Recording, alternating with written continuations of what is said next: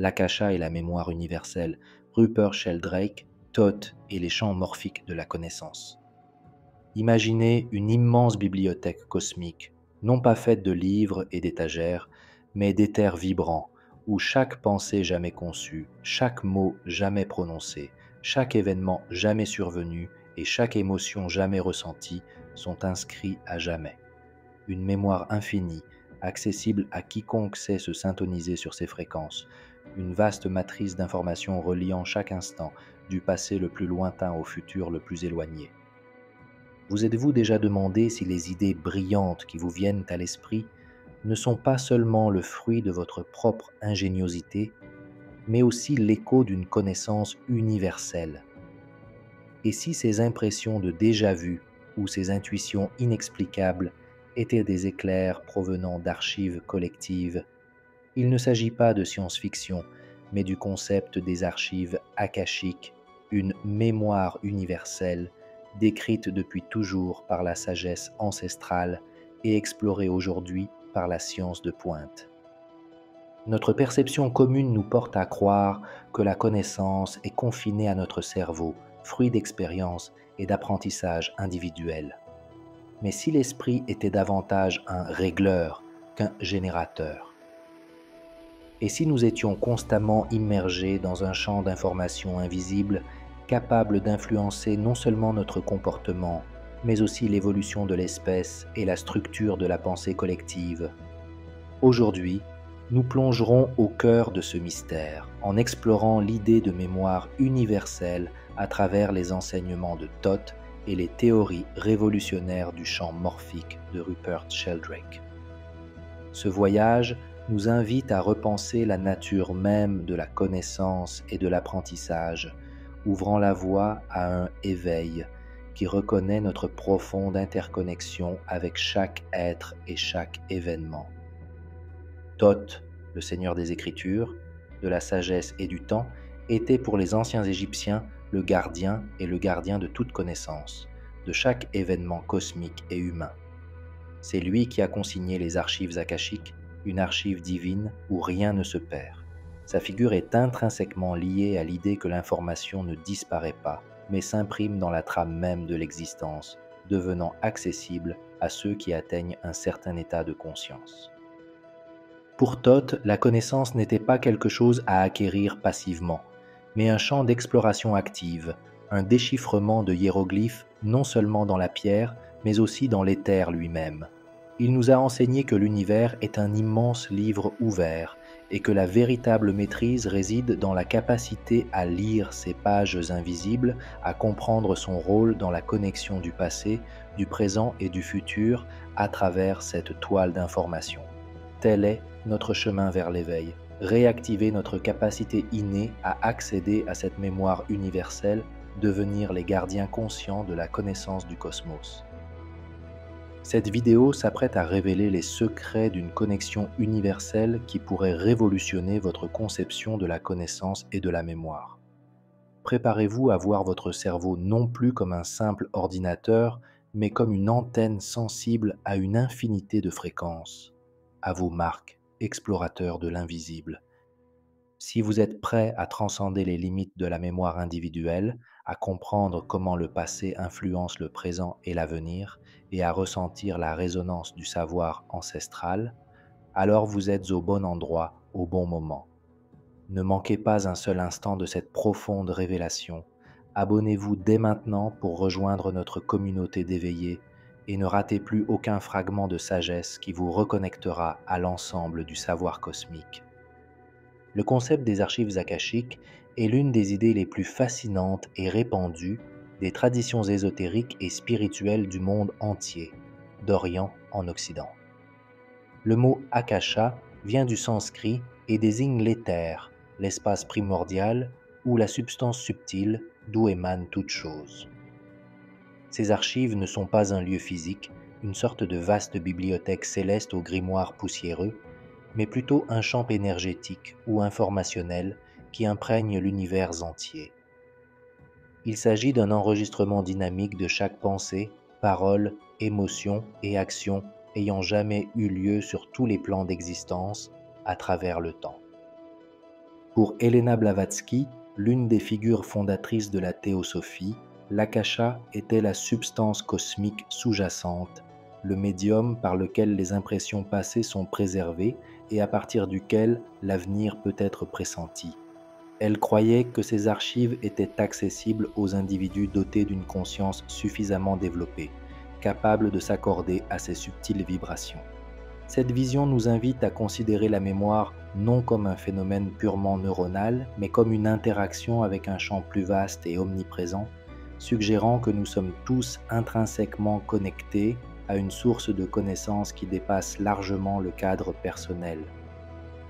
Cette conception ancestrale trouve un écho frappant et contemporain dans les théories révolutionnaires du biologiste et philosophe britannique Rupert Sheldrake, notamment dans ses concepts de champ morphique et de résonance morphique. Sheldrake propose que la nature ne soit pas seulement régie par des lois physiques et chimiques connues, mais qu'elle soit également influencée par des champs invisibles et immatériels qui organisent la forme et le comportement des systèmes vivants, des cellules aux organismes, des sociétés aux écosystèmes. D'après Sheldrake, ces champs morphiques agissent comme une sorte de mémoire collective pour les espèces, guidant leur développement et leur évolution par un processus de résonance morphique. Cela signifie qu'une forme ou un comportement acquis dans un lieu donné peut être transmis instantanément ou presque instantanément à des individus similaires ailleurs, sans lien physique connu. C'est comme si le champ morphogénétique d'une espèce apprenait des expériences de chacun de ses membres et que cette information était ensuite accessible à tous.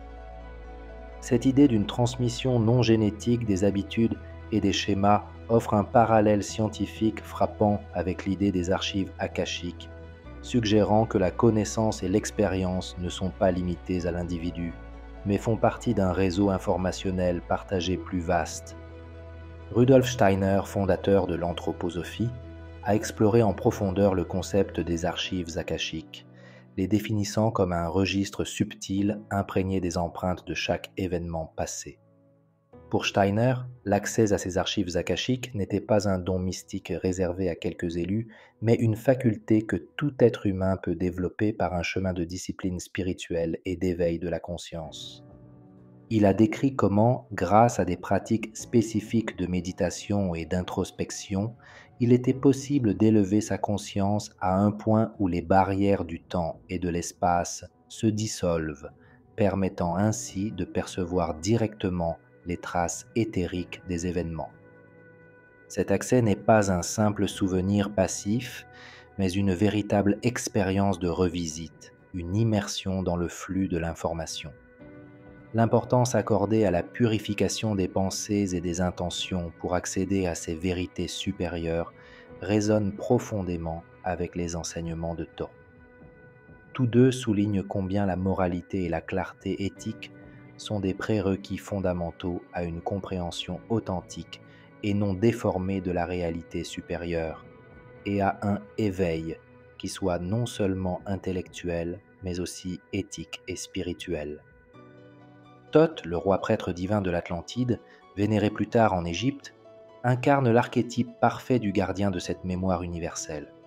On le représente souvent avec une tablette et un stylet, absorbés par la consignation des événements cosmiques et de la sagesse divine.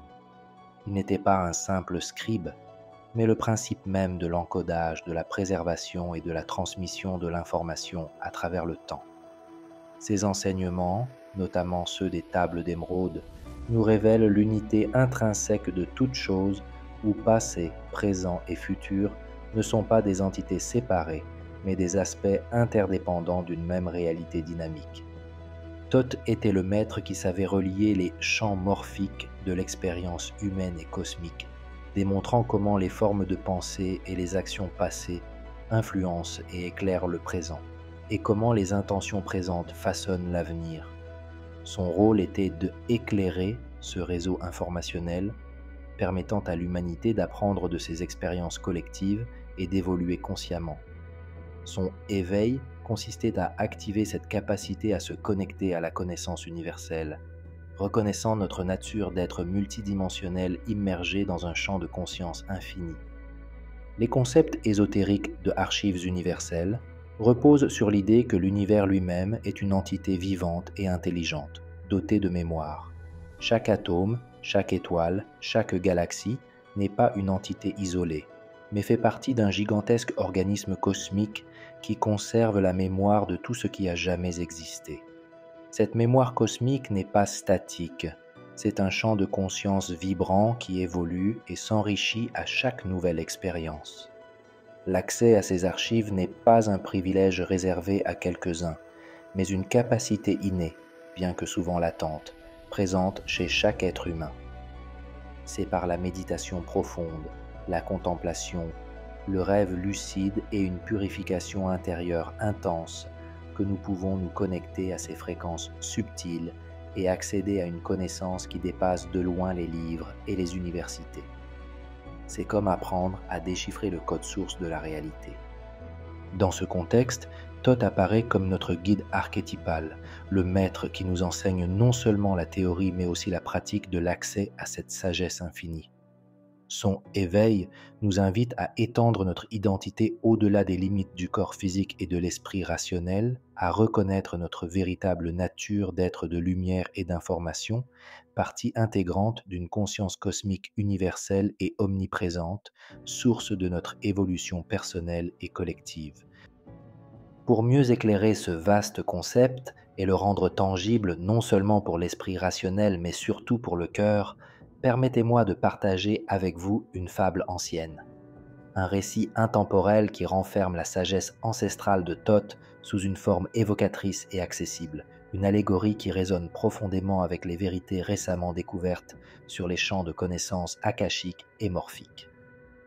Dans les contrées reculées d'un royaume antique, où les montagnes murmuraient des récits d'âges oubliés et où les déserts dissimulaient des secrets sous leurs sables dorés, vivait un jeune scribe nommé Lysandre. Il était différent des autres étudiants du temple qui peinaient à mémoriser des textes et à transcrire des édits. Lysandre nourrissait une soif insatiable de connaissances plus profondes qu'il sentait se trouver au-delà des parchemins poussiéreux.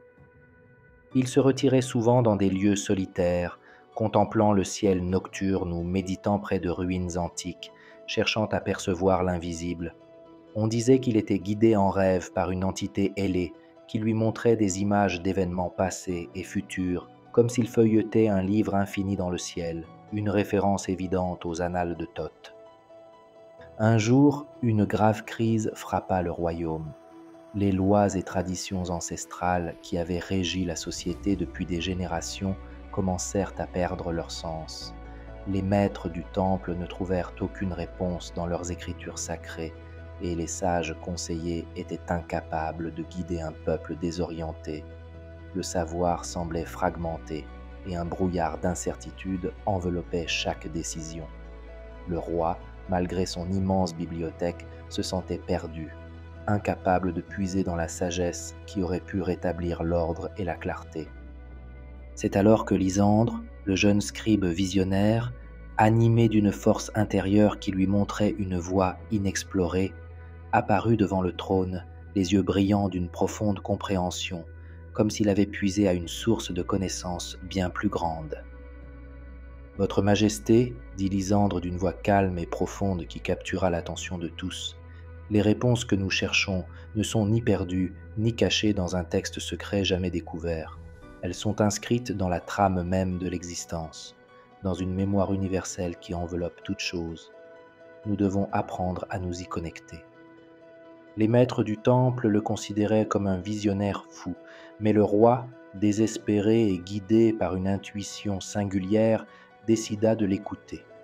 Lysandre conduisit le peuple non pas dans des bibliothèques, mais dans un ancien amphithéâtre naturel, entouré de rochers millénaires qui semblaient avoir absorbé le temps lui-même. Là, il demanda à chacun de fermer les yeux et de se libérer de tout préjugé et de toute croyance limitante, les invitant à créer un espace de silence et d'accueil.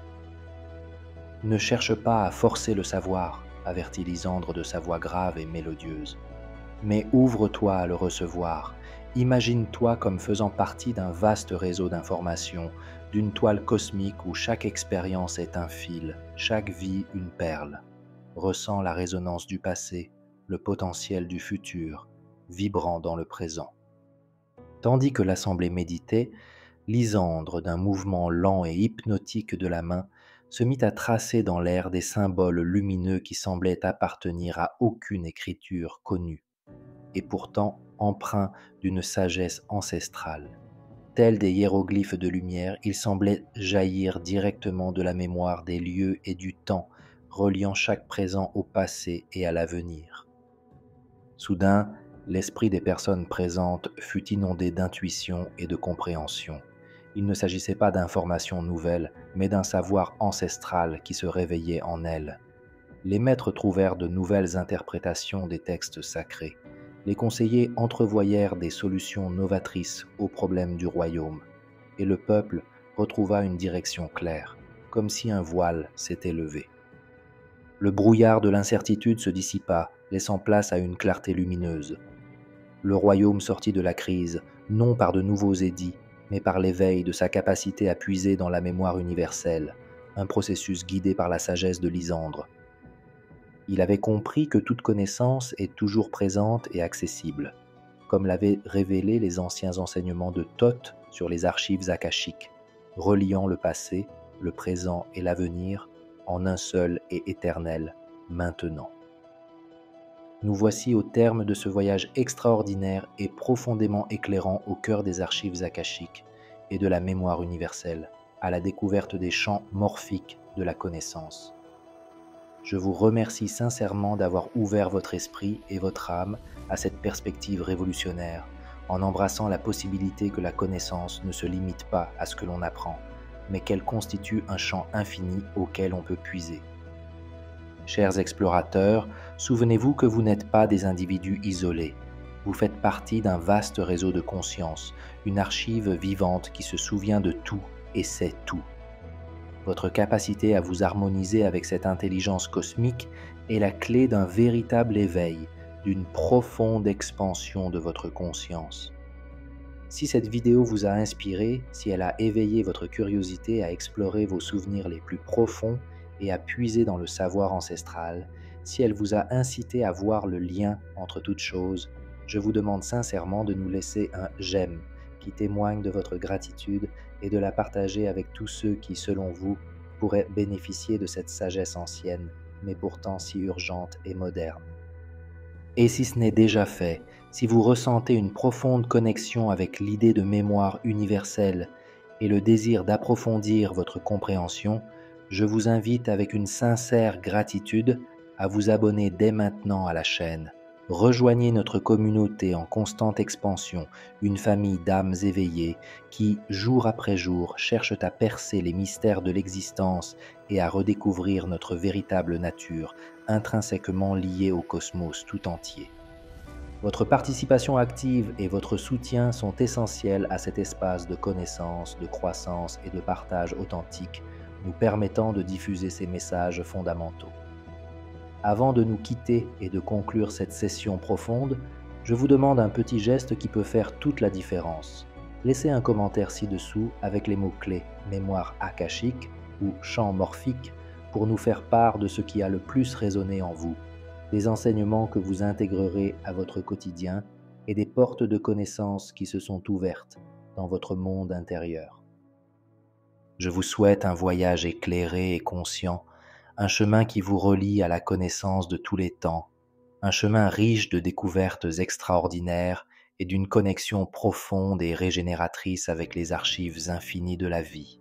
À bientôt, explorateurs de l'âme, et que votre esprit demeure toujours un canal ouvert à l'intelligence universelle.